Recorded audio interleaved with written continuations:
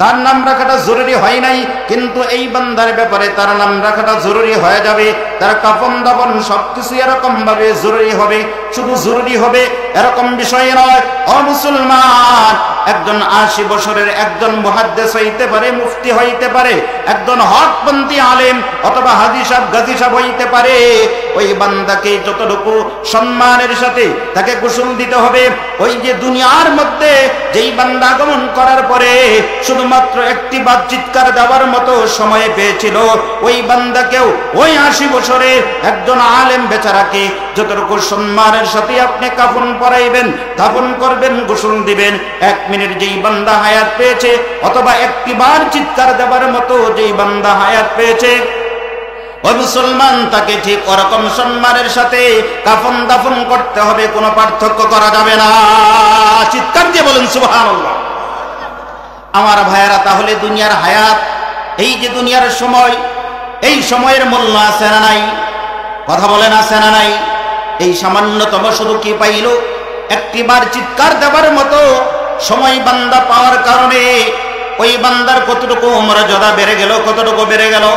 শুধু তাই নয়, ময়দানে হাশরে আল্লাহ রাব্বুল আলামিন যখন হিসাবের কাজ কর্ম যখন শুরু করে দিবে, আল্লাহ তাআলা এই মুসলমানের সন্তানদেরকে নাবালেক অবস্থায়, নাবালেকা যারা মারা যাবে, এদেরকে আল্লাহ তাআলা ডাক দিয়ে বলবে, ও মুসলমানের সন্তান, আজকে আমার হিসাবের কাজ শুরু করলাম। আমার এই হিসাবের কাজ শেষ করতে অনেক সময় লাগবে, অনেক টাইম লাগবে। এজন্য তোমাদেরকে আর কষ্ট দিতে চাই না। যাও যাও, তোমাদেরকে জান্নাতের পারমিশন দিয়ে দিলাম, তোমরা জান্নাতের ভিতরে চলে যাও, তোমাদের হিসাব নাই, তোমাদের হিসাব নাই।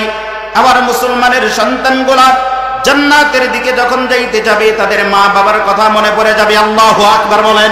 আবার যখন মা বাবার কথা মনে পড়বে, ফেরেশতারা যখন তাদেরকে জান্নাত দেখায় দিবে, আবার এই বান্দা বান্দিগুলা জান্নাতের ভিতরে আর প্রবেশ করতে চাইবে না, যাইবে না। ফেরেশতারা বলবে, ওহে মুসলমানের সন্তান, তোমরা জান্নাতের ভিতরে কেন যাও না, কেন যাও না? আবার মুসলমানের সন্তানগুলা ডাক দিয়ে বলবে, শুনেন, আমরা জান্নাতে যাইব না, তার পিছনে কারণ আছে। যেই মার জন্য, যেই বাবার জন্য সামান্যতম ১ মিনিট একটি হায়াত পেয়েছিলাম দুনিয়ার মধ্যে যাওয়ার জন্য, আমার জন্মের পিছনেতে আমার মা বাবার অবদান আছে। আমার মা এরকম ভাবে কি করেছে, আমাকে গর্ভধারণ করেছে। আমার বাবা আমাকে জন্ম দিয়েছে। যে মার জন্য, যেই বাবার জন্য ১ মিনিট হায়াত পেলাম অথবা একটি কান্নার আওয়াজ দেওয়ার মতো সময় পেলাম, ওই মা বাবা কোথায়? ওই মা বাবা কোথায়? ওই মাকে ছাড়া, ওই বাবাকে ছাড়া আজকে আমরা জান্নাতে যাই না। সুবহানাল্লাহ। আবার যখন বলতে থাকবে, ওই মাকে ছাড়া, ওই বাবাকে ছাড়া আমরা জান্নাতে যাইতে পারি না, আল্লাহ তাআলার ফেরেশতারা ডাক দিয়ে বলবে, ও মালিক, তোমার এই বান্দা তো মা বাবাকে ছাড়া তারা জান্নাতে যাইতে চায় না। আবার বলা হবে, ঠিক আছে, ঠিক আছে, অসুবিধা নাই, অসুবিধা নাই, তারা মা বাবাকে সহ জান্নাতের ভিতরে পাঠাইয়া দাও। সুবহানাল্লাহ। এজন্য মুমিন মুসলমান, এই যে দুনিয়ার হায়াত, দুনিয়ার সময়, এই যে সামান্যতম একটা সময় পেল, এই সামান্যতম সময়ের কতটুকু মূল্য, কথা বলেন ঠিক কিনা? ওরকম সময় ১ মিনিট নয়, ২ মিনিট নয়, ওরকম আপনার জীবন থেকে, আমার জীবন থেকে ৬০ বছর চলে গেল, ৭০ বছরের সময় চলে গেল, ১০ বছরের সময় চলে গেল, ৫০ বছরের হায়াত আমার শেষ হয়ে গেল। যেই বান্দা, যেই বান্দি নাকি দুনিয়ার মধ্যে আগমন করার পরে শুধুমাত্র ১ মিনিট হায়াত পেয়েছিল, দুনিয়ার সময় পেয়েছিল, এই দুনিয়ার ১ মিনিট সময়ের পাওয়ার কারণে যে আল্লাহ তাআলার বান্দা অথবা বান্দি এই ১০ দুনিয়ার মতো একটা জান্নাত জিতে নিয়ে যায়, আপনি আমি এরকম ভাবে কয়টা জান্নাতের মালিক হইতে পারবো? কোনো গ্যারান্টি আছে? জান্নাতে যে যাব এরকম কয়টা কাজ করেছি? ও মুসলমান, চিন্তার বিষয়। আল্লাহ পাক রব্বুল আলামিন আপনাকে আমাকে যে সময় দিয়েছে, এই সময়টা নষ্ট করার জন্য আল্লাহ তাআলা দেয় নাই, সময়টা নষ্ট করার জন্য দেয় নাই। আল্লাহ তাআলা আপনাকে আমাকে সময় দিয়েছে, এই সময়টা যাতে সঠিক কাজের ভিতরে ব্যবহার করে আপনি আমি যাতে জান্নাতের মালিক হইতে পারি। কথা বলেন ঠিক কিনা? এজন্য আল্লাহ তাআলা আপনাকে আমাকে সময় দিয়েছে। এজন্য সময়ের মূল্য কম না বেশি? জোরে বলেন, কম না বেশি? অনেক বেশি, অনেক বেশি। আপনার সম্পদ হারিয়ে গেছে, এটা আপনার মেহনতের মাধ্যমে, বিভিন্ন ফিকিরের মাধ্যমে এই সম্পদ আপনি ফিরে পাইতে পারেন। কিন্তু যে সময় চলে গেছে, এটা হাজার মেহনত করার পরেও এই সময়টা আর ফিরে পাওয়া যাবে না, অসম্ভব, এই সময় আর আসবে না। তো এই জন্য সময়কে কাজে লাগাইতে হবে। হযরতে তালহা ইবনে উবাইদুল্লাহ রাদিয়াল্লাহু তাআলা আনহু নিজের ঘটনা বর্ণনা করেন। হযরতে তালহা ইবনে উবাইদুল্লাহ রাদিয়াল্লাহু তাআলা আনহু তিনি বলেন, আমি স্বপ্নের মাধ্যমে দেখতেছি আমি এবং আমার ওই দুই ভাই একই বংশের ভিতরে, এরকম ভাবে একই গোত্রের ভিতরে ছিল, যারা নাকি বিশ্বনবী সাল্লাল্লাহু আলাইহি ওয়াসাল্লামের হাতে ধরে কালিমা পড়ে মুসলমান হয়ে গেছিল। তাদের দুইজনের ভিতরে তারা দুইজন আর আমরা তিন ব্যক্তি এরকম ভাবে জান্নাতের দরজার কাছে অপেক্ষা করতেছি, জান্নাতের দরজার কাছে দাঁড়াইছি। জান্নাতের দরজার কাছে যখন দাঁড়াইলাম, অনেক সময় অতিবাহিত হয়ে গেল, লম্বা সময় যখন চলে যায়, যাওয়ার পরে হঠাৎ করে জান্নাতের একজন প্রহরী কি করলো, জান্নাতের দরজাটা এরকম ভাবে খুলে দিল। জান্নাতের দরজাটা খুলে দেওয়ার পর আমাদের মধ্য থেকে এক ভাইকে এরকম ভাবে আহ্বান করা হলো, জান্নাতে প্রবেশ করার জন্য অনুমতি দিল। যেই ভাইকে জান্নাতে যাওয়ার জন্য পারমিশন দিল, ওই ভাই স্বাভাবিক অবস্থায় এরকম ভাবে মৃত্যুবরণ করেছে। এই ব্যক্তি জান্নাতের ভিতরে প্রবেশ করার পরে জান্নাতের দরজাটা আবার আগের মতো এরকম ভাবে বন্ধ হয়ে গেল। লম্বা সময় আবার চলে গেল, হঠাৎ করে আবার জান্নাতের দরজাটা এরকম ভাবে খুলে দেওয়া হয়। আবার যখন খুলে দেওয়া হলো, আবার দ্বিতীয় ব্যক্তিকে জান্নাতে প্রবেশ করার জন্য আহ্বান করতেছি, ও আল্লাহর বান্দা, আর কতকাল অপেক্ষা করবে? আর তোমাকে অপেক্ষা করতে হবে না, তাড়াতাড়ি ভিতরে চলুন, তাড়াতাড়ি ভিতরে প্রবেশ করুন।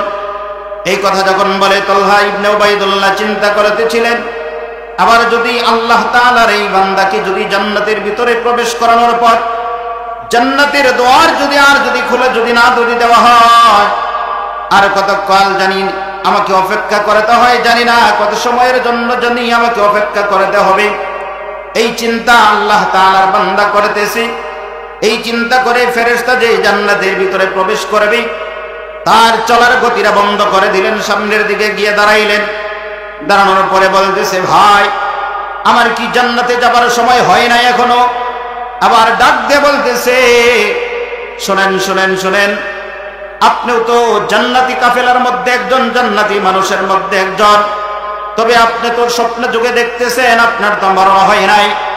আপনার যখন মরণ হবে, মরণ হওয়ার পরে আপনিও জান্নাতের ভিতরে যাবেন, তবে এটা স্বপ্ন যুগে আপনি দেখতেছেন।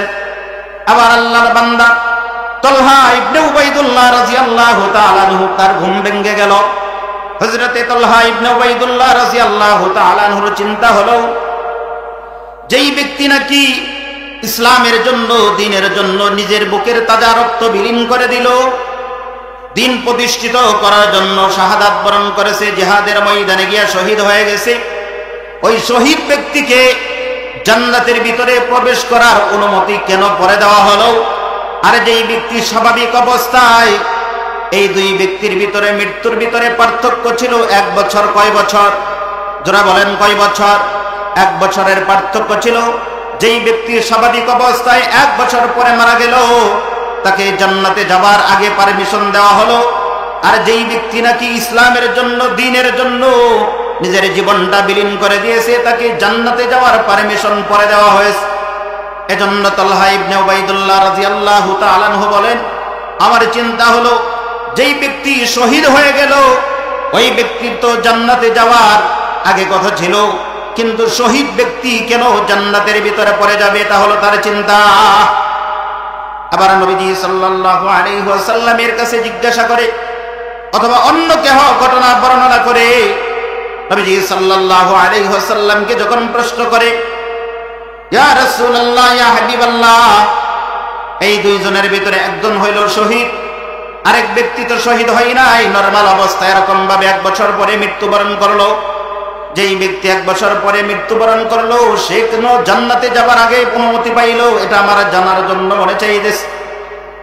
নবীজি সাল্লাল্লাহু আলাইহি ওয়াসাল্লাম ডাক দিয়ে বলে, শোনো, তালহা ইবনে উবাইদুল্লাহ, যেই ব্যক্তি নাকি 1 বছর পরে নরমাল অবস্থায় মৃত্যুবরণ করেছে, তার আমলের দিকে তোমরা তাকাও না কেন? আমলের দিকে তাকাও, আমলের দিকে তাকাও। এই বান্দা 1 বছরে কত ওয়াক্ত নামাজ বেশি পড়েছে, কতবার কতগুলা সেজদা বেশি দিয়েছে, কতবার সুবহান রাব্বিয়াল আ'লা বলেছে, কতবার সুবহান রাব্বিয়াল আযীম বলেছে, কতবার আল্লাহু আকবার বলেছে, কতগুলা নফল নামাজ পড়েছে, কতবার আল্লাহ তাআলার প্রশংসা করেছে। 1 বছর যেহেতু বেশি হায়াত পেয়েছিল, আল্লাহ তাআলার বান্দার সময় পেয়েছিল, পুরা একটা মাহে রমজানের রোজা আল্লাহ তাআলার বান্দা বেশি রাখছে কিনা? বলা হা রেখেছে। সবকিছু মিলাই ও তালহা ইবনে উবাইদুল্লাহ এবার হিসাব করে দেখে তো আমলের দিক দিয়া কে উপরে চলে গেল। তালহা ইবনে উবাইদুল্লাহ বলে যে 1 বছর পরে মারা গেল, আমলের লাইনে তাকাইলে দেখা যাবে তার আমলে তো বেশি হয়ে গেছে। কথা বলেন ঠিক কিনা? এ কারণে আল্লাহ তাআলা যেই বান্দা 1 বছর পরে মারা গেল, ওই বান্দাকে জান্নাতে যাবার জন্য আগে পারমিশন দিয়েছে। আল্লাহু আকবার।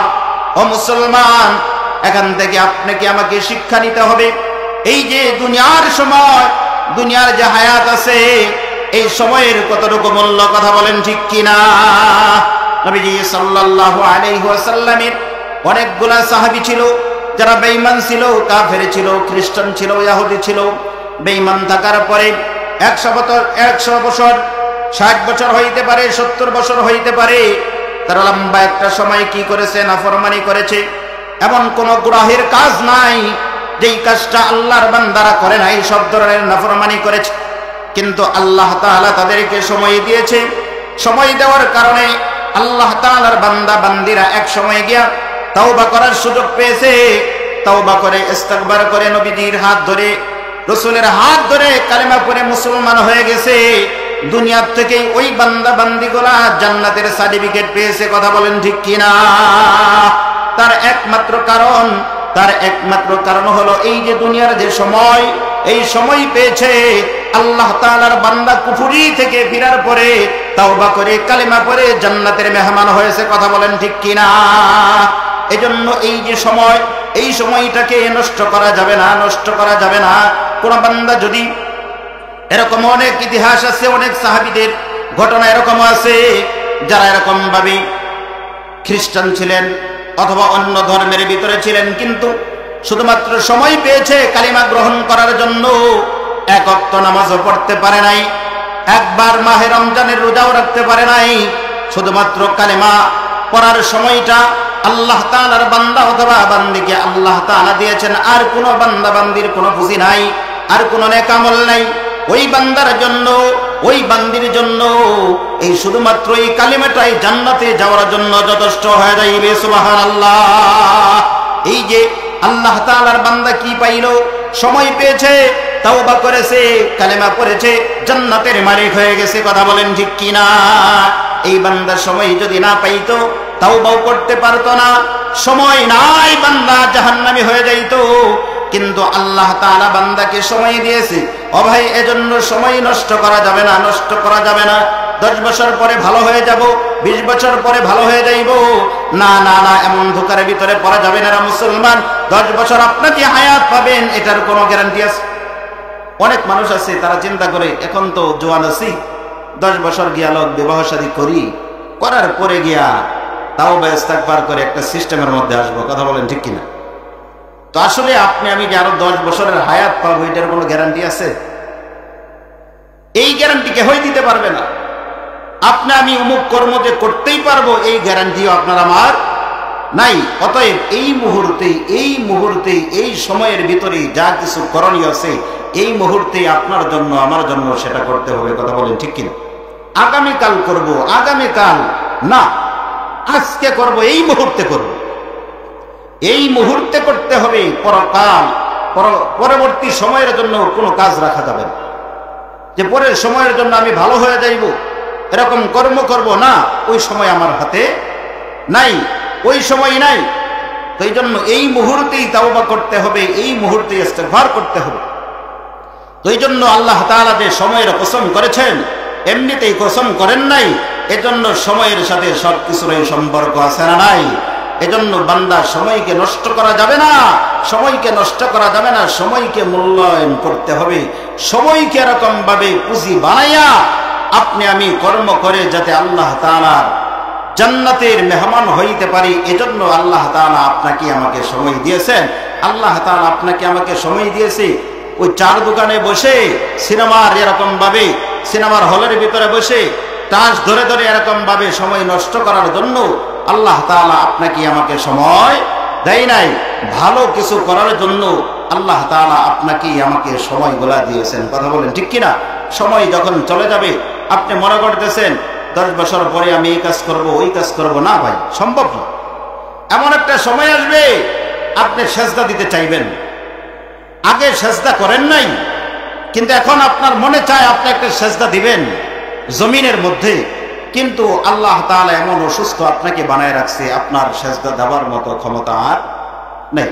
চেয়ারে বসে আছে, অথবা সেজদা দিতে পারে না, বসেও থাকতে পারে না, শুয়ে শুয়ে চিৎকার করে কান্নাকাটি করে আল্লাহ তাআলার কাছে। কিন্তু এই বান্দাকেও আল্লাহ তাআলা সময় দিয়েছিল, কিন্তু সময় অনুযায়ী বান্দা কাজ করে নাই। আপনার আমার যে ওরকম হবে না এটার কোনো গ্যারান্টি আছে? কোনো গ্যারান্টি নেই। তো এই জন্য সময়কে কাজে লাগাইতে হবে সুন্দরভাবে। আল্লাহ তাআলা সূরা আসরের ভিতরে সর্বপ্রথম ওয়াল আসরি দিয়া যে সময়ের কসম করেছেন, রে মুসলমানের জন্য সময়কে আর আমরা নষ্ট করব না, সময়গুলাকে আপনি আমি কাজে লাগাইব ইনশাআল্লাহ। বলেন ইনশাআল্লাহ।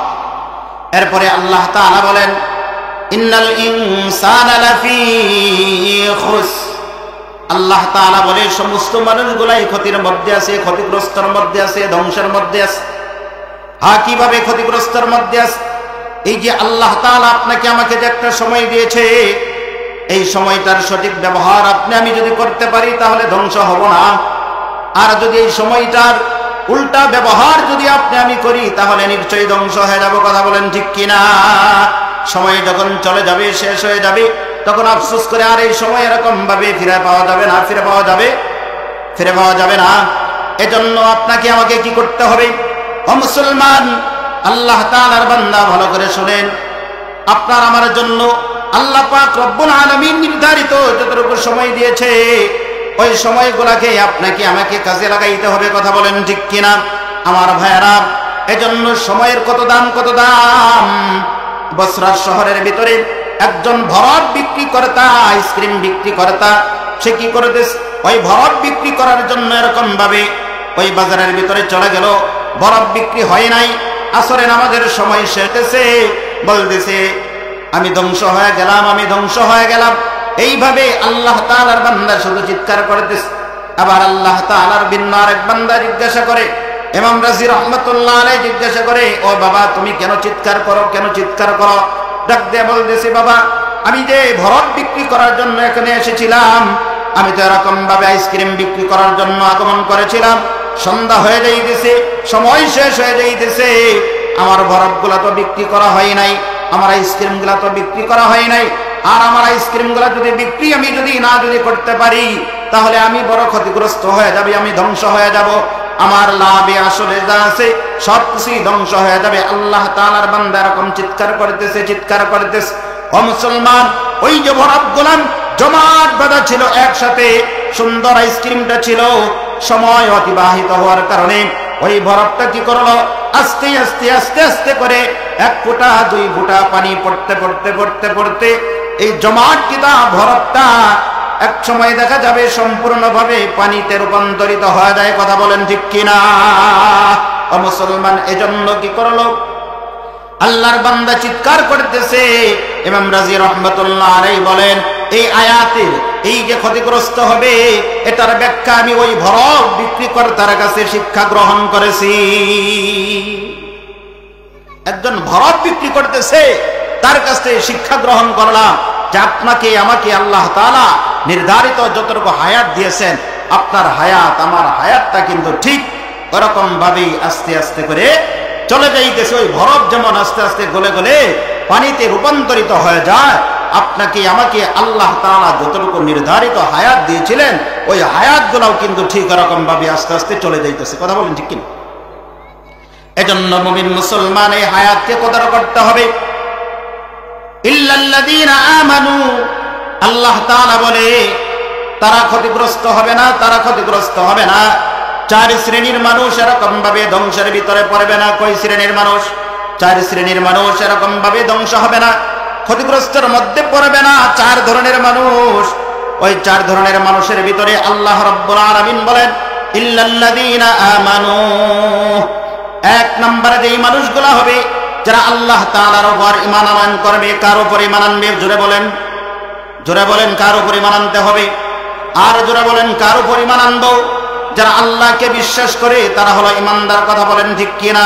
যারা কোরআনকে বিশ্বাস করে তারা হলো ঈমানদার, যারা পরকালকে বিশ্বাস করে তারা হলো ঈমানদার, যারা ফেরেশতাদেরকে বিশ্বাস করে তারা হলো ঈমানদার, যারা কবরের আযাবকে বিশ্বাস করে তারা হলো ঈমানদার, যারা জান্নাত জাহান্নামকে বিশ্বাস করে তারা হলো ঈমানদার। কথা বলেন ঠিক কিনা? ও মুসলমান, এজন্য যেই বান্দাগুলো ঈমানদার হবে, যেই বান্দাগুলো ঈমানদার হবে, ঈমানের বৈশিষ্ট্য হলো তিনটা জিনিসের ভিতরে পরিপূর্ণতা আনে। কয়টা বিষয়? তিনটা বিষয়। এক নাম্বার হলো মুখে স্বীকার করা। মুখে কি করা? মুখে স্বীকার করতে হবে, দিল থেকে বিশ্বাস করতে হবে, আমলে এরকম ভাবে পরিণত করতে হবে। কথা বলেন ঠিক কিনা? শুধু জবান দিয়ে বললে হবে না, দিলের ভিতরে থাকতে হবে। ও মুসলমান, দিল দিয়ে শুধু বললে হবে না, জবান দ্বারা উচ্চারণ করতে হবে। কথা বলেন ঠিক কিনা? অনেক সাহাবী ছিল যারা এরকম ভাবে কালেমাকে গ্রহণ করেছে, ভিতরে রেখেছিল, ভিতরে রাখছে যতক্ষণ পর্যন্ত আল্লাহ তাআলার বান্দা বান্দীগণা কালেমাকে ভিতরে রাখছে, ততক্ষণ পর্যন্ত তাদের উপর কোনো অভিযোগ যায় নাই, পিটানি হয় নাই, তাদের উপর আক্রমণ হয় নাই। যেই মাত্র কালেমাটা মুখ দিয়ে উচ্চারণ করেছে, প্রকাশ করেছে, সাথে সাথেই তাদের উপর অ্যাকশন শুরু হয়ে গেছে। কথা বলেন ঠিক কিনা? এজন্য মুসলমান মুখেও বলতে হবে, দিলের ভিতরে রাখতে হবে, কাজেও পরিণত করতে হবে। কথা বলেন ঠিক কিনা? এজন্য মুমিন মুসলমান তিনটা বিষয়ের নাম হলো ঈমান। এক নম্বর হলো মুখে স্বীকার করা, দিল থেকে বিশ্বাস করা, কাজে এরকম ভাবে পরিণত করা। ও মুসলমান, যারা ঈমানদার হবে, ঈমানদার বান্দা কখনো নামাজ না পড়ে থাকতে পারবে না, ঈমানদার বান্দা কখনো পর্দার বরখেলাপ করতে পারবে না, ঈমানদার বান্দা কখনো মিথ্যা বলতে পারবে না, ঈমানদার বান্দা কখনো এরকম ভাবে আরেকজনের যুবতী মেয়েকে নিয়ে পার্কে ঘুরতে পারবে না। কথা বলেন ঠিক কিনা?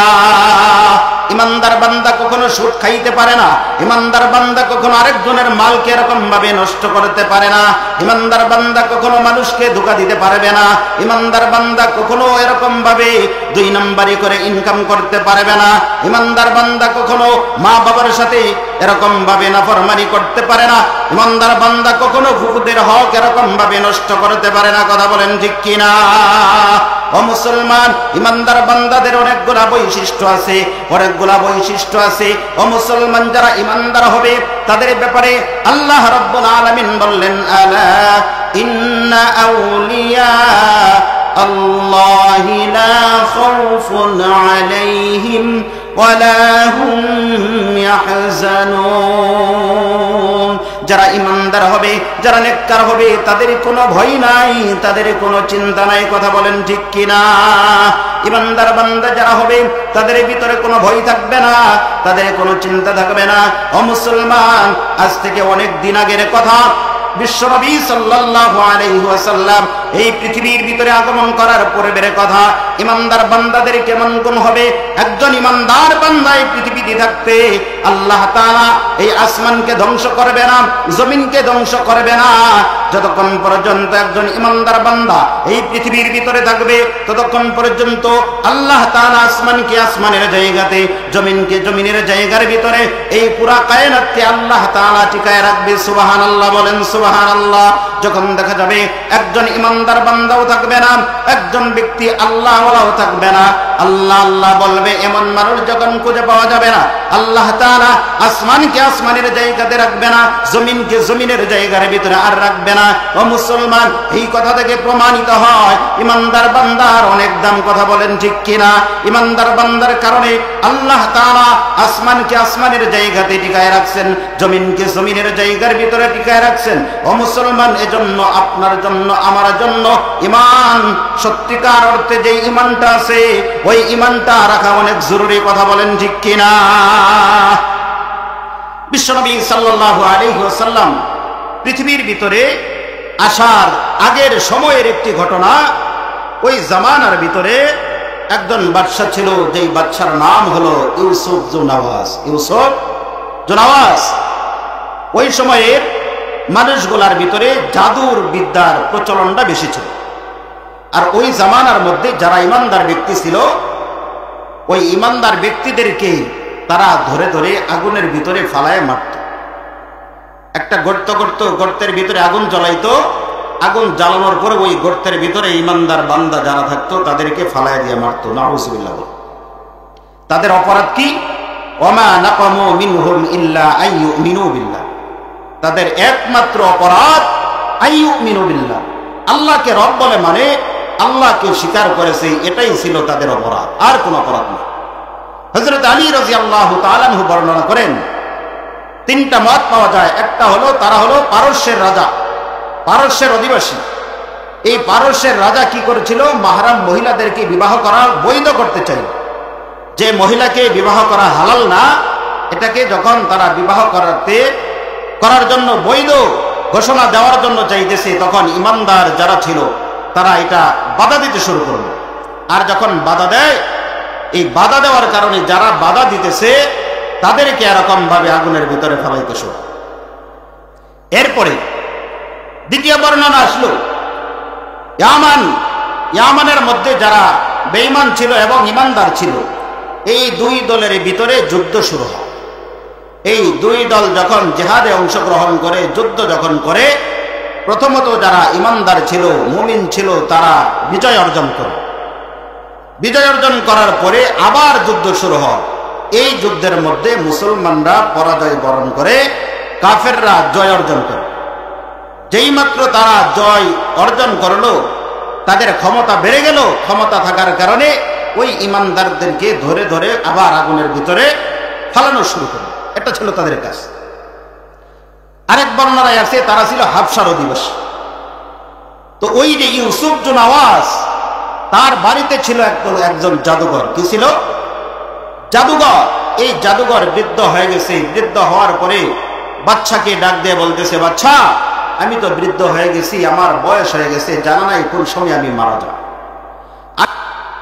চলার পরে হঠাৎ করে আব্দুল্লাহ বিন তামের দেখতেছে রাস্তা দিয়ে যখন যায়, অনেকগুলো আল্লাহ তাআলার বান্দা রাস্তার ভিতরে দাঁড়িয়ে আছে।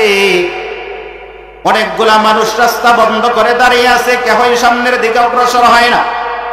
আব্দুল্লাহ বিন তামের উনিও দেখতেছে, দেখার পরে ওই মানুষগুলার সামনে চলে গেল। আব্দুল্লাহ বিন তামের যাওয়ার পরে আল্লাহর বান্দাদেরকে বলতেছে, এখানে কি হয়েছে, কি হয়েছে? আব্দুল্লাহ বিন তামের চোখে দেখতেছে বড় একটা হিংস্র প্রাণী রাস্তা ব্লক করে এরকম ভাবে দাঁড়াই আছে। ওই হিংস্র প্রাণীর জন্য কোনো মানুষ সামনের দিকে যাইতে আর অগ্রসর হইতেছে না, কেহই সাহস পায় না। যদি সামনের দিকে যদি যায়, হিংস্র প্রাণী এরকম ভাবে আক্রমণ করলে নিজের জান যাইতে পারে, এই ভয়ে কেউ হয় আর সামনে যায় না। আব্দুল্লাহ বিন তামের সিদ্ধান্ত গ্রহণ করলো, যেহেতু পাদ্রী আমাকে এরকম ভাবে ভালো ভালো কথা বলেছে, এবার আমি প্রমাণ করব, দেখব কার ধর্মটা সত্য। এটা পরীক্ষা করার আমার মুখ্য সময় এসেছে। আল্লাহর বান্দা আব্দুল্লাহ বিন তামির কি করলেন? হাতের মধ্যে একটা পাথর নিলেন। পাথর নেওয়ার পরে মনে মনে বললেন, ও আরশের মালিক আল্লাহ, পাদ্রীর ধর্ম যদি সত্য যদি হয়, পাদ্রী যেই ধর্মের কথা আমাকে বলেছে, ওই ধর্মটা তোমার কাছে যদি পছন্দনীয় যদি হয়, তাহলে এই পাথরটা যে আমি ছুঁড়ে মারব, এই পাথরটা লাগার সাথে সাথে আল্লাহ তাআলার মাখলুক, তোমার যেই মাখলুক আছে, এই হিংস্র প্রাণীটা যাতে সাথে সাথে মারা যায়। তার ধর্ম যদি সত্য যদি হয়ে যায়, ওই হিংস্র প্রাণীটা জানে মারা যায়। মারা যাওয়ার পরে রাস্তার দিয়ে এরকম ভাবে মানুষগুলা যাতে স্বাভাবিকভাবে চলাফেরা করতে পারে, ও মালিক তুমি সেই ব্যবস্থা করে দাও। যেই মাত্র আব্দুল্লাহ বিন তামের ছোট্ট একটা পাথর নিয়ে ওই হিংস্র প্রাণীর দিকে ছুঁড়ে মারলো, মারার সাথে সাথে যেই মাত্র তার শরীরের ভিতরে স্পর্শ করলো পাথরটা লাগার সাথে সাথে আল্লাহ তাআলার ওই মাখলুক মুহূর্তের ভিতরে জমিনের ভিতরে পড়ে মারা যায়। মানুষগুলা স্বাভাবিক অবস্থায় যার যার পথে এরকম ভাবে চলে যায়। সুবহানাল্লাহ। আব্দুল্লাহ বিন তামের চলে গেল। আবার অন্য লোকদের চিন্তা হলো নিশ্চয় এখানে কোনো ব্যাপার আছে, কোনো কারণ আছে। এই ছোট্ট একটা বালক, এই যুবকের ভিতরে নিশ্চয় কোনো ধরনের জিনিস আছে, না হয় সামান্যতম একটা পাথর, এই পাথরে যে আঘাত করার কারণে এত বড় একটা হিংস্র প্রাণী মারা যাওয়ার কথা না। সবাই এরকম ভাবে আব্দুল্লাহ বিন তামিরের কাছে দৌড়ায়। আর আব্দুল্লাহ বিন তামির কি করলো, তার ভিতরে আল্লাহ তাআলা এমন কিছু যোগ্যতা দান করলেন, কুষ্ঠরোগী অন্ধ যারা ছিল তাদেরকে অনায়াসে তিনি ভালো করতে শুরু করলো। বারবার যখন ভালো হয়ে যায় এই খবরগুলা ওই যে ইউসুফ জুনাওয়াজ যে বাদশা ছিল, ওই বাদশার মহলের ভিতরে তার একজন সহচর ছিল, সেও ছিল অন্ধ। ওই অন্ধ ব্যক্তির কান পর্যন্ত যখন এই আওয়াজ যায়, ওই আল্লাহ তাআলার বান্দা অন্ধ ব্যক্তিটা আব্দুল্লাহ বিন তামিরের কাছে চলে আসে। আসার পরে আব্দুল্লাহ বিন তামির তাকে ডাক দিয়া বলতেছে, এই যে আপনার জন্য এরকম এরকম হাদিয়া এনেছি, এই হাদিয়াগুলো আপনি গ্রহণ করুন আর আমার চক্ষুটা আপনি ভালো করে দেন।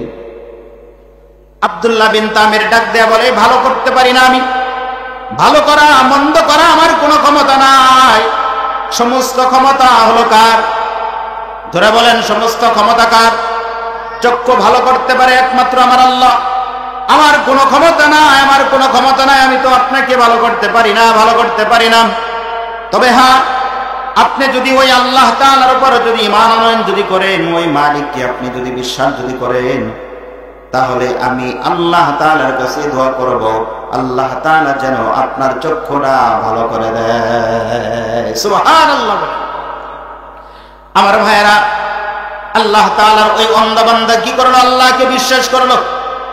বিশ্বাস করার পরে আল্লাহর বান্দা কি করলো? আব্দুল্লাহ বিন তামির আল্লাহ তাআলার কাছে দোয়া করে, আল্লাহ তাআলা দোয়া কবুল করে নেয়। সাথে সাথে অন্ধ ব্যক্তির চক্ষু দুটোটা ভালো হয়ে যায়। আল্লাহু আকবার। দুটোটা চক্ষু ভালো হয়ে গেল। চক্ষু ভালো হওয়ার পরে আল্লাহর বান্দা আবার যখন বাদশার দরবারে যায়, রাজার কাছে চলে গেল। রাজার কাছে যাওয়ার পরে আবার রাজা যখন দেখতেছে তার আগের মতো চক্ষু আর নাই, এখন চোখ সুন্দর দেখা যায়।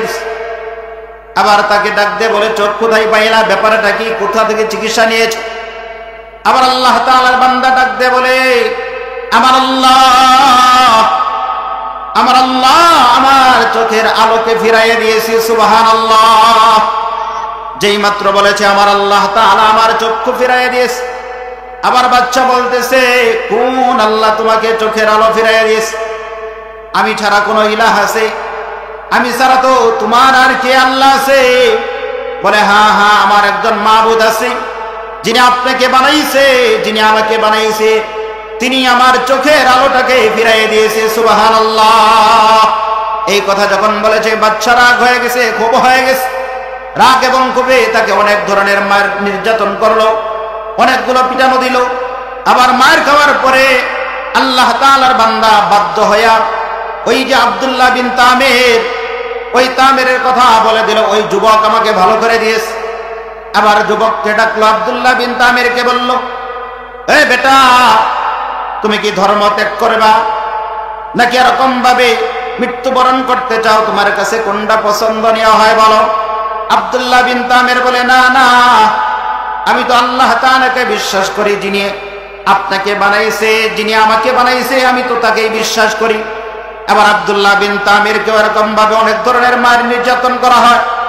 মারপিট খাওয়ার কারণে যুবক মানুষ চাপের মুখে পড়ার পরে আল্লাহর বান্দা কি করলেন? এই আল্লাহ তাআলার বান্দা ওই যে পাদ্রী আছে, পাদ্রীর কথাটা এরকম ভাবে বলে দিলেন। আবার পাদ্রীকে ধরে আনলো। নিয়ে আসার পরে পাদ্রীকে বলতেছে, তোমার ধর্ম ত্যাগ করবা নাকি তোমার জীবনটা এরকম ভাবে বিলীন করে দিতে চাও? পাদ্রী তো ধর্ম ত্যাগ করে না। এবার পাদ্রীকে কি করলো? করার দ্বারা তার মাথাটাকে এরকম ভাবে কেটে দুই টুকরো করে দেয়। দুই টুকরো করে দিল। এবার আব্দুল্লাহ বিন তামিরকে বলে, ও আব্দুল্লাহ, শুনো, ও যুবক, এখনো সময় আছে, তুমি যদি বাঁচতে চাও তাহলে তাড়াতাড়ি করে ধর্ম ত্যাগ করো, আমাদের ধর্মের ভিতরে এসে পড়ো। বলে, না না, আমি ধর্ম ত্যাগ করবো না। আব্দুল্লাহ বিন তামিরকে মারার জন্য আবার বাচ্চা কি করলো? কিছু লোক এরকম ভাবে তার সাথে লাগাই দিল। তাদেরকে দায়িত্ব দেওয়া হলো, তোমরা যাও যাও, একে নিয়ে পাহাড়ের ভিতরে চলে যাও, পাহাড়ের টিলার উপরে তাকে উঠাইবা। ওখানে উঠানোর পরে তাকে বলবা, সে যদি এরকম ভাবে ধর্ম যদি ত্যাগ করে তাহলে তাকে মারবে না, আর যদি ধর্ম যদি ত্যাগ যদি না করি, তাহলে ওই পাহাড়ের উপর থেকে ধাক্কা দিয়ে এরকম ভাবে তাকে শেষ করে ফেলাইবা। আব্দুল্লাহ বিন তামিরকে ওখানে নিয়ে যাওয়া হয়। নেওয়া যাওয়ার পরে এরকম ভাবে পাহাড়ের চূড়ার ভিতরে যখন উঠায়, পাহাড়ের উপরে ওঠার পরে আব্দুল্লাহ বিন তামিরকে বলতেছে ধর্ম ত্যাগ করবা কিনা? বলে না, না আমি ধর্ম ত্যাগ করব না। আবার তার সাথে যখন বেয়াদবি শুরু করবে, আব্দুল্লাহ বিন তামির বলে হুয়া মাওলাকুম ফানি'মাল মাওলা ওয়া নি'মান নাসীর। আল্লাহ তাআলার সাহায্য চাইতেছে, ও মালিক এদের ব্যাপারে তুমি ফয়সালা করে দাও, এদের ব্যাপারে তুমি ফয়সালা করে দাও। আল্লাহ তাআলার সাহায্য আব্দুল্লাহ বিন তামির যখন চায়, আল্লাহ তাআলা ওই পাহাড়ের ভিতরে কম্পন শুরু করে দিল। পাহাড়টা এরকম ভাবে কাঁপতে শুরু করলো, কাঁপতে কাঁপতে সমস্ত মানুষগুলা ওই পাহাড়ের ভিতরে ধ্বংস হয়ে যায়। আব্দুল্লাহ বিন তামির অক্ষত অবস্থায় বাদশার দরবারে গিয়ে পৌঁছে যায়। সুবহানাল্লাহ। আবার বাদশা আব্দুল্লাহ বিন তামিরকে দেখে বলতেছে, তোমার সাথীরা কোথায়? তোমার সাথীরা কোথায়? তোমার সাথে যেই সাথীগুলা গিয়েছিল তারা এখন কোথায় আছে বলো। আব্দুল্লাহ বিন তামির বলতেছে, আমার আল্লাহ আমাকে বাঁচাইছে, আমার আল্লাহ তাআলা আমাকে হেফাজত করেছে। বাকি যারা আমার সাথে গিয়েছিল, আমার সাথে যারা বেয়াদবি করতে চেয়েছিল, আল্লাহ তাআলা সবাইকে ধ্বংস করে দিয়েছে। আবার বাদশা আবার কি করলেন? তাকে মারার চক্রান্ত শুরু করলেন। বলতেছে, ঠিক আছে তোমাকে দেখাইতেছি মজা। আবার এই কথা বলে আবার কিছু লোকের ব্যবস্থা করে দিল। এই লোকদেরকে নিয়ে এরকম ভাবে কি করলো? তাদেরকে বলল, যাও যাও নদীর মধ্যে চলে যাও। নদীর মধ্যে যাওয়ার পরে মাঝপথে গিয়া তাকে বলবে, তোমরা সে যদি ধর্ম যদি ত্যাগ যদি করে তাহলে তো করলো, আর যদি ধর্মটা যদি না যদি ত্যাগ করে, আল্লাহর বান্দাকে তোমরা কি করবা জানো? ওই পানির ভিতরে এরকম ভাবে মেরে ফেলবা। আল্লাহর বান্দাকে ওইভাবে পানির ভিতরে ডুবাইয়ে মারবা। আবার যখন নদীর ভিতরে চলে গেল, যাওয়ার পরে দেখা গেল আল্লাহ তাআলার বান্দা তো ধর্ম আর ত্যাগ করে না, ধর্ম আর ত্যাগ করে না। ধর্ম যখন ত্যাগ করতে অস্বীকার করলো, তাকে যখন ওখানে মারবে, এবারও আগের মতোই আল্লাহ তাআলার বান্দা আব্দুল্লাহ বিন তামির আল্লাহ তাআলার কাছে বিচার দেয়, ও মালিক আল্লাহ, এই বিচার তুমি করো, এটার উত্তম ফয়সালা তুমি করে দাও। নদীর ভিতরে ঢেউ আসলো, ঢেউ আসার কারণে সমস্ত মানুষগুলা এরকম ভাবে নদীর ভিতরে ধ্বংস হয়ে যায়। আর আব্দুল্লাহ বিন তামির অক্ষত অবস্থায় আবার বাদশার দরবারে পৌঁছে যায়। আল্লাহু আকবার। এরপরে আবার বাদশা কি করলো? বাদশা বলতেছে, তোমার সঙ্গীরা কোথায়?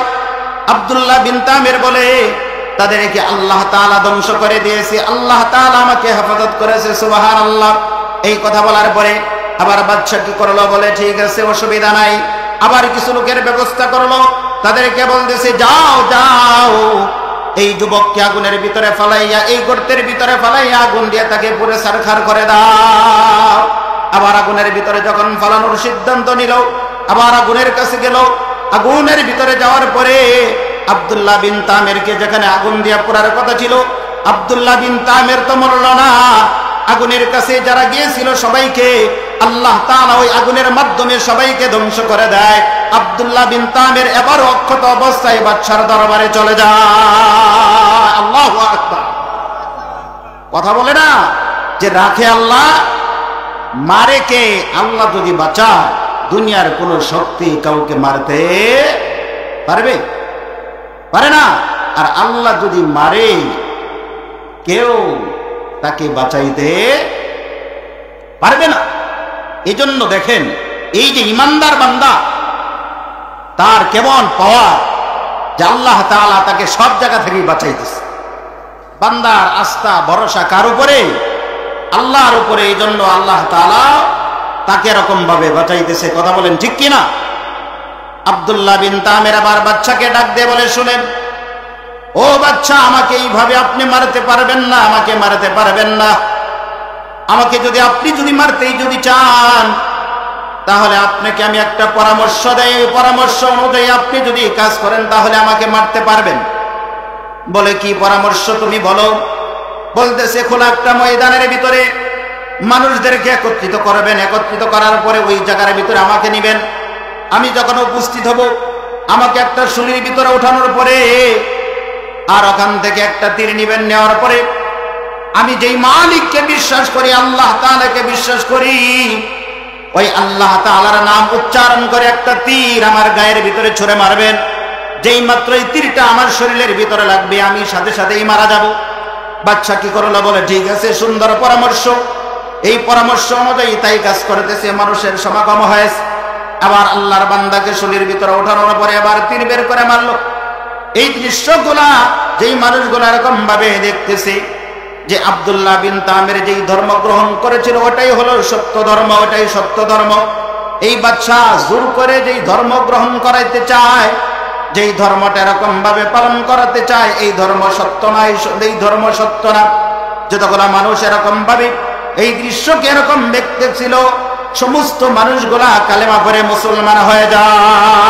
আল্লাহু আকবার, লা ইলাহা, জোরে লা ইলাহা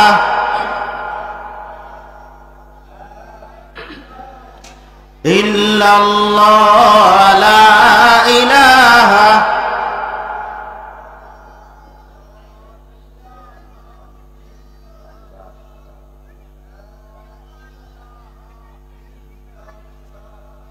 লা ইলাহা লা ইলাহা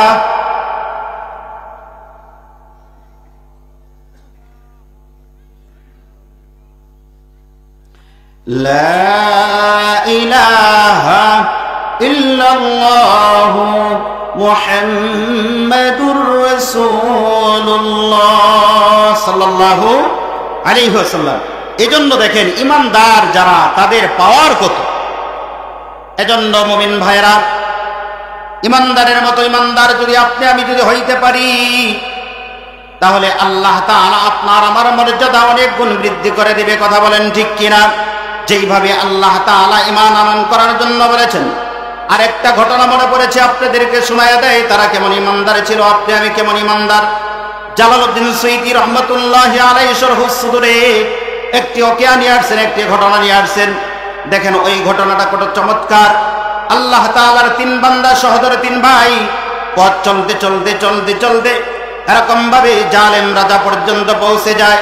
জালেম রাজার কাছে যাওয়ার পর আল্লাহ বলেন, বাঁচলে কি বাঁচলে হবো গাজী, আমরা যদি মারা যাই তাহলে হবো শহীদ, বাঁচলে গাজী মরলে হবে শহীদ, তৃতীয় আমাদের আর কোনো রাস্তা নাই, তৃতীয় আমাদের আর কোনো রাস্তা নাই। আমার বাচ্চা চিন্তা করে গেল, এদের ঈমান বড় মজবুত, এদের চিন্তা চেতনা বড় কঠিন, তাদেরকে স্বাভাবিক অবস্থায় মারা যাবে না।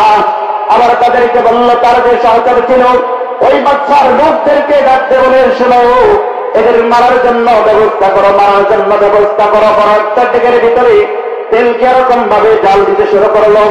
ওই তেলগুলা জাল দিতে দিতে যখন উত্তপ্ত হয়ে গেল, গরম হয়ে গেল, তিন ভাইয়ের ভিতরে যেই ভাই নাকি সব থেকে বড় ছিল, ওই আল্লাহ তাআলার বান্দাকে ডাকতে বলে, শোনো তুমি কি জীবনে বাঁচতে চাও, হায়াত চাও, নাকি আর ইহুদি ধর্ম গ্রহণ করতে চাও, নাকি তুমি এরকম ভাবে ওই গরম তেলের ডেকের ভিতরে যাইতে চাও? আল্লাহ তাআলার বান্দা ডাকতে বলে, বাচ্চা শোনো, আমি তো দেখতেছি ওটা তো গরম তেলের ডেক নয়, ওটা হলো জান্নাতে যাওয়ার রাস্তা। সুবহানাল্লাহ। বাচ্চার সামনে যখন বলেন ওটা তো গরম তেলের ডেক দেখা যায় না, ওটা জান্নাতে যাওয়ার রাস্তা দেখা যাইতেছে। আল্লাহ তাআলার বান্দাকে আবার বাচ্চা কি করলো, রাগ এবং খুবই তাড়াতাড়ি করে ধরে এরকম ভাবে গরম তেলের ডেকের ভিতরে ছেড়ে দেয়। যেই মাত্র ছেড়ে দিল, ছেড়ে দেওয়ার সাথে সাথে হাড্ডি থেকে গোশত গোলা সবকিছু আলাদা হয়ে যায়। আপন দুই ভাই চোখে নিজ চোখে এরকম ভাবে দৃশ্যগুলা দেখতেছে। এই দৃশ্যটা যখন দেখতেছে, আবার দ্বিতীয় ভাইকে আছে, দ্বিতীয় ভাইকে ডাকতে বলে, শোনো তোমার বড় ভাইয়ের যে অবস্থা হয়েছে তোমারও কিন্তু সেই অবস্থা হবে। তুমি কালিমা যদি না ছেড়ে দাও, আমাদের খ্রিস্টান ধর্মে ইহুদি ধর্ম যদি গ্রহণ না করো, তাহলে তোমার বড় ভাইয়ের যে অবস্থা হয়েছে তোমাদেরও সেই অবস্থা হবে। আল্লাহর বান্দা বলতেছে, শুনেন আমার বড় ভাই চলে গেল, আর আমাকে কি বলে গেল জানেননি? জানেননি বলে কি বলে গেল? আমার বড় ভাই বলতেছে, ভাই আর দেরি করিস না, আর দেরি করিস না। দ্বিতীয় ভাই বলতেছে, আমার বড় ভাই যেই পথে চলে গেছে, আমি তার ছোট ভাই হিসেবে এই পৃথিবীর ভিতরে আর থাকতে চাই না, আমিও ওই পথের ভিতরে যাইতে চাই। আল্লাহু আকবার। আল্লাহর বান্দা দ্বিতীয় ভাই যে আছে তাকে ওরা এবং গোবে তাকেও কি করলো, ওই গরম তেলের ডেকের ভিতরে ছেড়ে দেওয়া হয়। আল্লাহর বান্দার শরীর থেকে ওই হাড্ডি থেকে গোশতগুলো আলাদা হয়ে যায়। এবার 3 নম্বর যে ভাই আছে সব থেকে ছোট ভাই, সে এরকম ভাবে একা একাই জীবিত আছে। 3 নম্বর ভাইকে ডাক দিয়ে বলে, শোনো, তোমার বড় 2 ভাই যেই পথে গেছে, তুমি কি সেই পথে যাইতে চাও নাকি বাঁচতে চাও? ছোট ভাই ডাক দিয়ে বলে, আচ্ছা শোনো, আমাকে মৃত্যুর ভয় দেখায় আর কোনো লাভ হবে না, আর কোনো লাভ হবে না। আমার বড় আপন 2 ভাই যেই পথে গেছে, আমি একা একা এই জমিনের ভিতরে থেকে আর কি করবো? আর আমি একা একা থাকতে চাই না, তাড়াতাড়ি করে আমাকে ছেড়ে দাও, আমাকে ছেড়ে দাও। আমার বড় 2 ভাই যেই পথে গেছে, আমিও সেই পথে যাইতে চাই। সুবহানাল্লাহ। আবার বাদশার যে উজির ছিল, এই উজির বেচারা ডাকতে বলে, বাদশা শুনেন শুনেন, মুসলমানকে মারবেন না, মুসলমানকে মারবেন না, মুসলমানকে মারবেন তো হেরে যাবেন, মুসলমানকে মারা যাবে না। মুসলমানকে মেরে আজ পর্যন্ত কেউ জিতে যাইতে পারে নাই, বরং মুসলমানকে গুনাহের সুযোগ দেন, তাকে গুনাহের কাজের ভিতরে ঢুকাই দেন। যখন গুনাহের কাজের ভিতরে ঢুকে যাবে, দেখা যাবে তার ঈমান এমনিতেই দুর্বল হয়ে যাবে। এই সিদ্ধান্ত নেওয়ার পরে বলতেছি, তাহলে কি করব? বলে, শোনেন, আমার একটা সুন্দরী মেয়ে আছে, সুন্দরী কন্যা আছে, আমার এই কন্যার সাথে আর এই যুবককে একটা রুমের ভিতরে, একই ঘরের ভিতরে তালাবদ্ধ করে আমরা লম্বা একটা সময় একই ঘরের ভিতরে তালাবদ্ধ করে রেখে দিব। আল্লাহর বান্দা এই যুবক আর যুবতী যখন একই ঘরের ভিতরে থাকবে, তখন গুনাহ না করে আর পারবে না, গুনাহ করেই ফেলবে, তখন তার ইমানি জজবা, ইমানি পাওয়ারটা, ইমানটা দুর্বল হয়ে যাবে। বাচ্চা বললো, ঠিক আছে, অসুবিধা নাই, তাই করবে। এবার উজিরের মেয়ে আর আল্লাহর বান্দা যুবক, এই 2 জনকে একই ঘরের ভিতরে রেখে দেওয়া হয়। রেখে দেওয়ার পরে ওই যে মেয়েটিকে রুমের ভিতরে ঢুকাই দেওয়া হয়েছে, ওই মেয়েটিকে বলেছে, যত ধরনের বাহানা আছে, যত ধরনের কৌশল আছে, গুনাহ করানোর জন্য সব ধরনের কৌশল তুমি অবলম্বন করো। এই কথা বলে দেওয়ার পরে মেয়েটি এই যুবকটাকে তার দিকে তাকানোর জন্য, তার দিকে আকৃষ্ট করার জন্য যত ধরনের কায়দা আছে সব ধরনের পথ অবলম্বন করছে। কিন্তু আল্লাহর বান্দা যুবক একটি বারের জন্য ওই মেয়েটির চেহারার দিকে তাকাই না। সুবহানাল্লাহ। যখন তাকাই না, এই মেয়েটির হাত দ্বারা কোনো খাবারও খায় না। মেয়েটি বারবার বলে, ভাই আমার দিকে তাকা, আমি কত সুন্দর, আমার কত জোর যৌবন, কত কিছু আছে, আমার দিকে আপনি একটি নজর তাকান, আমাকে একটুবার দেখে। আল্লাহর বান্দা যুবক সেজদার ভিতরে পড়ে যায়, সেজদার মধ্যে পড়ে কাঁদে, আর আল্লাহ তাআলাকে বলে, ও মালিক, ও মালিক, আমার বড় 2 ভাইকে তুমি এরকম ভাবে জান্নাতের নিয়ামতের মতো বড় দৌলত দান করলে, আমার বড় 2 ভাই চলে গেল। ও মালিক, তুমি তো আমাকে জালেমের জুলুমখানা, জেলখানার ভিতরে আবদ্ধ করে রাখো।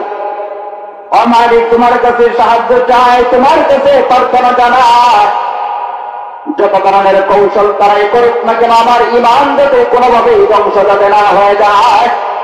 ও মালিক, মেহেরবানি করে আমার ঈমান যাতে হেফাজত হয়, এই সুযোগটা তুমি আমাকে করে দাও, আমার ঈমানের ভিতরে কোন ধরনের যাতে নেফাকি না ঢুকে। সুবহানাল্লাহ। যুবক এইভাবে চেষ্টাই করে কাঁদে, আল্লাহ তাআলার সাহায্য চায়, আল্লাহ তাআলার সাহায্য চাইতেছে। এইভাবে যুবতীটা বারবার চেষ্টা করে যুবকের দিকে দাবিত হওয়ার জন্য, কিন্তু যুবক দেখে না। আর যুবক ডাকতে বলে, বন্দে, আমার এই চোখ দিয়া তোকে আমি দেখবো না, তোকে দেখা হালাল হবে না, আমি তোকে দেখবো না, তোকে দেখবো না। আমার এই চোখ দিয়ে তো আমি আল্লাহ তাআলাকে দেখতে চাই, তাকে দেখতে চাই। ও বোন, আমার এই চোখ দিয়ে আমি আল্লাহ তাআলাকে দেখবো। তোর হাতের কোনো খাবার আমি খাবো না, আমি আল্লাহ তাআলার জান্নাতের খাবার খাইতে চাই। কোন ধরনের তোর হাতের নিয়ামত আমি চাই না, জান্নাতের নিয়ামতের আশা আমি করি। জান্নাতের নিয়ামত গুলো আমি দেখবো, তোকে আমি দেখবো না। এইভাবে যুবক যখন বলতেছে, আর মেয়েগুলা, ওই মেয়েটি যখন বারবার এই কথাগুলা শুনতেছে, মেয়েটি চেষ্টা করতে করতে যখন নিজেরা জানতে যখন ঘুমের ঘরে চলে যায়, ঘুম থেকে ভার করে আবার যুবকের সামনে দেখতেছে বিভিন্ন রকমের ফল, বিভিন্ন ধরনের ফল দেখা যাইতেছে, খাবার দেখা যায়। এই খাবার গুলা দেখার পরে আল্লাহর বান্দি যুবককে ডাক দিয়ে বলে, ভাই এই খাবার গুলো তো আমি দেই নাই, এই খাবার গুলা কোথা থেকে তুমি সংগ্রহ করলা জানতে চাই।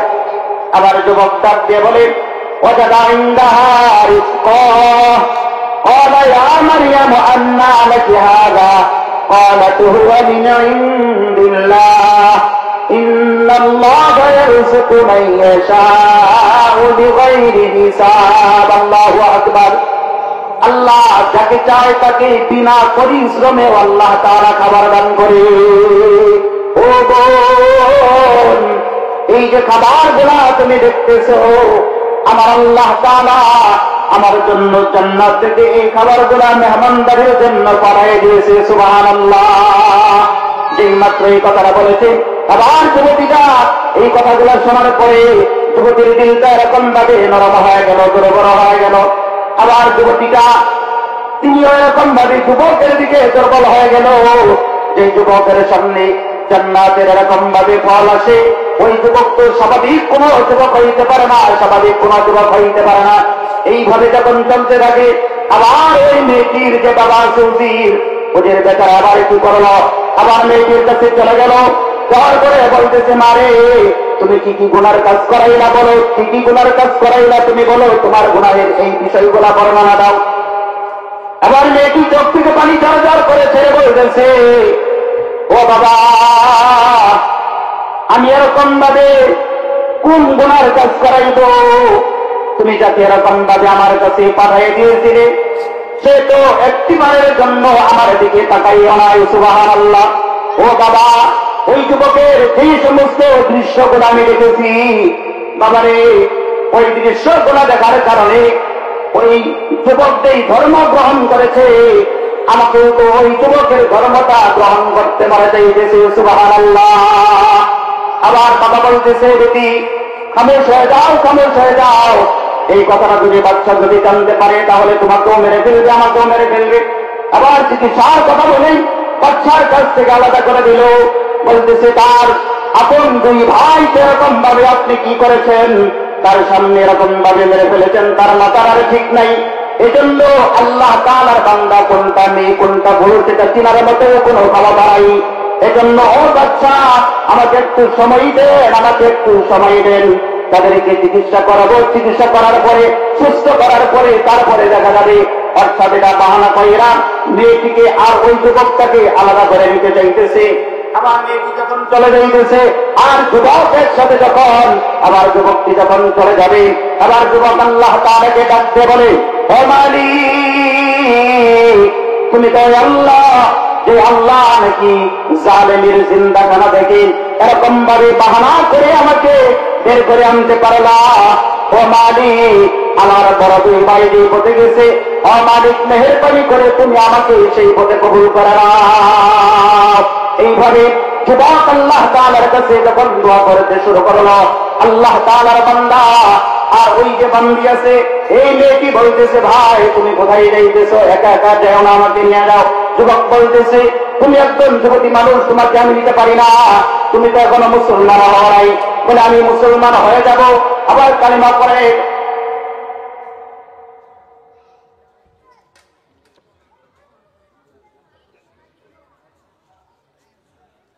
আমরা শুকর আদায় করি, আমরা সবাই বলি আলহামদুলিল্লাহ। আজকে মাহফিলে আমাদের প্রধান বক্তা বিশিষ্ট ইসলামী চিন্তাবিদ মুফাসসির কোরআন, আমরা অনেকেই ওনাকে চিনে থাকি। উনি পুরা দেশের মধ্যে এমন কোন জেলা নাই যে জেলার ভিতরে সে এরকম ভাবে বয়ান করে নাই। প্রত্যেকটা জেলার ভিতরে তার অবদান আছে। হাফেজ মাওলানা কারি হোসেন আব্দুল হান্নান বেলালী ভাই, তিনি এসে বলেছেন, আর আমাদের কোন চিন্তা নাই, আমরা সবাই বলি আলহামদুলিল্লাহ। আল্লাহ তাআলার বান্দা আমার ডাকতে বলতেছে, বন্ধে আমি তো তোমাকে আমার কাছে নিতে পারি না, তুমি তো মুসলমান হও নাই। আবার কি করলো, বলতেছে, ঠিক আছে আমি কালিমা পড়ে মুসলমান হয়ে যাব। কালিমা পড়ে মুসলমান হয়ে গেল। আবার আল্লাহ তাআলার বান্দা বলতেছে, আপনার সঙ্গী করে আমাকে নিয়ে যান বলতেছে না, এমনিতে নেওয়া যাবে না। তুমি তো এরকম ভাবে একজন যুবতী মেয়ে, আমি একজন যুবক মানুষ, তোমাকে এমনিতে নেওয়া যায় না। বলতেছে তাহলে কি করতে হবে? আরে তোমাকে আমি যদি বিবাহ না করি, তোমার সাথে কথাবার্তা বলা কোনো ধরনের কোনো কিছুই বৈধ হবে না। আবার মেয়েকে বলতেছে ভাই তাহলে আমাকে আপনি বিবাহ করে নেন, আমাকে বিবাহ করে নেন। আল্লাহর বান্দা যুবক বলতেছে ঠিক আছে, এখানে তো মুসলিম পরিবার নাই, চলো তাহলে মুসলিম এলাকায় যেতে হবে, ওখানে গিয়া তোমাকে আমি বিবাহ করতে পারি। আরে মুসলমানের বিবাহ হবে, মুসলমানের বিবাহের ভিতরে খুতবা আছে না নাই, সাক্ষী আছে না নাই, সাক্ষী থাকতে হবে, খুতবা দিতে হবে, এরপরে মুসলমানের বিবাহ হইতে পারে। কথা বলেন ঠিক কিনা? এজন্য বলেন মুসলমান আবার আল্লাহ তাআলার বান্দা এবং বন্দী যখন একসাথে যাইতেছে, কত করে যাওয়ার পরে আল্লাহ তাআলার বান্দা দেখতেছে তার দুই ভাই, যেই দুই ভাইকে গরম তেলের জেগের ভিতরে ছেড়ে দেওয়া হয়েছিল, ওই দুই ভাই জান্নাতি সোয়ারি ঘোড়া দিয়া ওই বান্দার সামনে এরকম ভাবে আগমন করতেছে। সুবহানাল্লাহ। যেই মাত্র ঘোড়ার ভিতরে ছোঁয়ার হয়ে আসতেছে, আল্লাহ তাআলার দুই বান্দাকে অর্থাৎ আপন দুই ভাইকে দেখে এই ভাই বলতেছে ভাই রে, তোমরা না মারা গেলা, তোমরা না শহীদ হয়ে গেছো, তোমরা এখানে কোত্থেকে আসলা জানতে চায়। আবার দুই ভাই ডাকতে বলতেছে শোনো ভাই, আল্লাহ তাআলা আমাদেরকে পাঠিয়েছে একটা সুসংবাদ তোমাকে দেওয়ার জন্য। সুসংবাদটা কি? এটাই হলো সুসংবাদ যে আমরা এরকম ভাবে শহীদ হয়ে গেলাম। আমরা শহীদ হয়ে যাওয়ার পরেও গরম তেলের ডেগের ভিতরে আমাদেরকে দেওয়া হয়েছে। ওই তেলের ডেগের ভিতরে যাওয়ার পরেও আমাদের মাকাম আল্লাহ তাআলা পর্যন্ত যতটুকু পৌঁছাই নাই। কিন্তু তোমাকে যে জালেমের জিন্দাখানা জেলখানার ভিতরে রাখার পরেও, গুনাহের আখড়ার ভিতরে রাখার পরেও তুমি যে গুনাহের কাজ করা হয়, এ কারণে আল্লাহ তাআলার কাছে আমাদের চাইতে তোমাদের সম্মান, তোমার মাকামটা আল্লাহ তাআলার কাছে অনেক গুণ বেড়ে গেছে। সুবহানাল্লাহ। এজন্য এই খবরটা দেওয়ার জন্য আল্লাহ পাক রব্বুল আলামিন আমাদেরকে পাঠিয়েছে। সুবহানাল্লাহ। যারা মারা যায় আল্লাহ তাআলা বলে ওয়ালা তাহসাবান্নাল্লাযীনা কুতিলু ফী সাবিলিল্লাহি আমওয়াত বাল আহইয়াউন ইনদা রাব্বিহিম ইরযাকুন। আল্লাহু আকবার। যারা দ্বীনের রাহে, আল্লাহর রাহে জীবন দেয়, তারা মৃত্যু না, তারা মরে না। ওয়ারযুকুহুম, আল্লাহ প্রদত্ত তারা রিজিক পাইতে থাকে। সুবহানাল্লাহ। দেখেন তারা যেমন ইমানদার